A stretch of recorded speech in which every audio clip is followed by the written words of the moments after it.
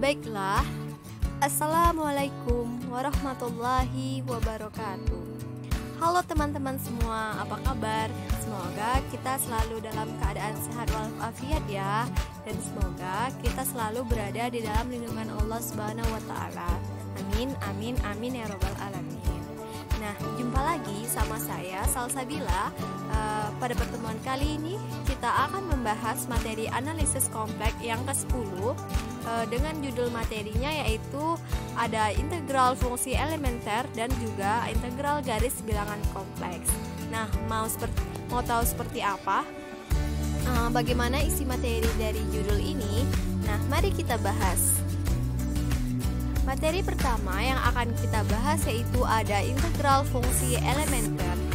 Apa sih integral fungsi elementer itu? Sini kita lihat. Dalam fungsi kompleks ada beberapa fungsi elementer, yaitu fungsi aljabar, fungsi trigonometri, fungsi eksponensial, dan lain-lain. Dan berdasarkan integral pada suatu fungsi real yang telah dipelajari di kalkulus, maka dapat kita tentukan integral dari fungsi-fungsi kompleks. Antara lain, yang pertama yaitu ada integral dari z pangkat n dz sama dengan z pangkat n tambah 1 per n tambah 1, yang mana n itu tidak sama dengan minus 1 ya. Yang kedua ada integral dari dx per x sama dengan in z. Yang ketiga ada integral dari e pangkat z dz akan sama dengan e pangkat z. Yang keempat ada integral a pangkat z dz itu akan sama dengan a pangkat z per in a. Lalu yang kelima integral dari sin z dz sama dengan minus cos z. Lalu ini sampai ke 10, ini merupakan turunan dari fungsi-fungsi dari trigonometri. Itu ada berupa cos yang ke-6, ada yang ke-4, 8 ada kotangen, 9 ada sekan, dan yang ke-10 ada kosekan. Lalu selanjutnya integral garis bilangan kompleks. Nah, kita masuk ke materi 2 ini, ada judulnya integral garis bilangan kompleks. Apa sih integral dari bilangan kompleks ini? Apakah sama dengan integral fungsi elementer yang pertama tadi? Nah, mari kita lihat isi materinya.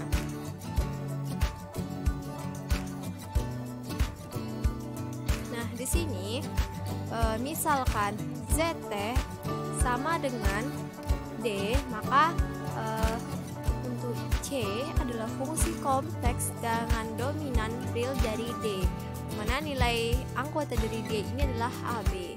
Maka untuk penotasian dalam integralnya akan menjadi integral dengan batas atas B dan batas bawah A dari ZT dt, di mana ZT itu akan sama dengan XT tambah IYT, dan dapat dengan mudah kita hitung atau kita simpul rangkum sendiri rumus yang dapat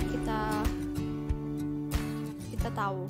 Yakni ada integral dengan batas atas B dan batas bawah A CT dt sama dengan integral dengan batas atas B dan batas bawah A dari XT dt tambah I dikali integral dengan batas atas B dengan batas bawah A dari YT dt.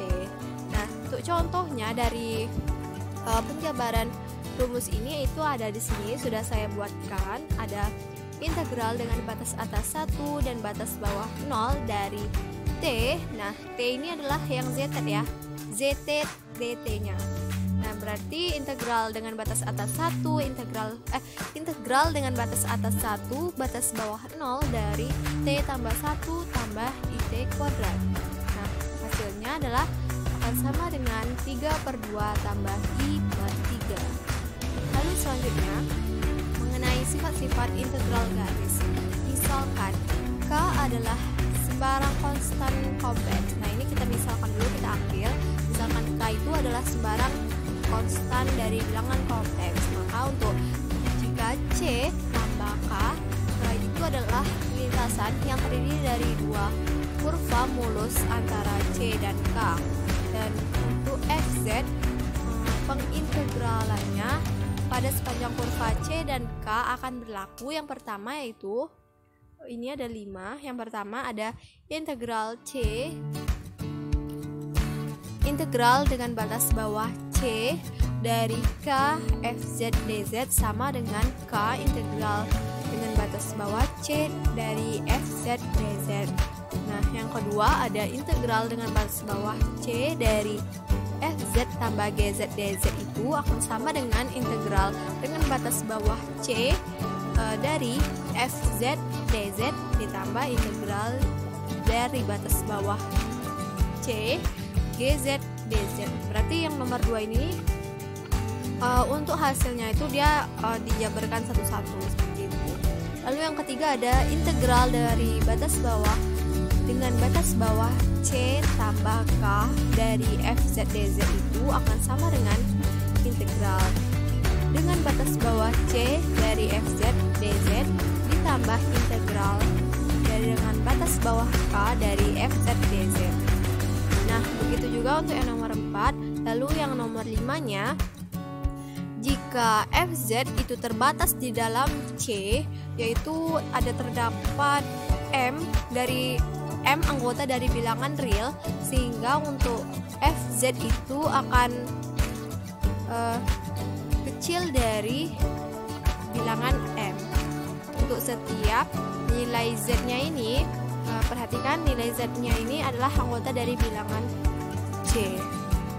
Dan jika panjang lintasan C itu adalah L, maka FZ-nya itu kecil dari ML karena dia panjang lintasan dari C itu adalah L, maka dia itu akan kecil dari ML. Oke, seperti itu.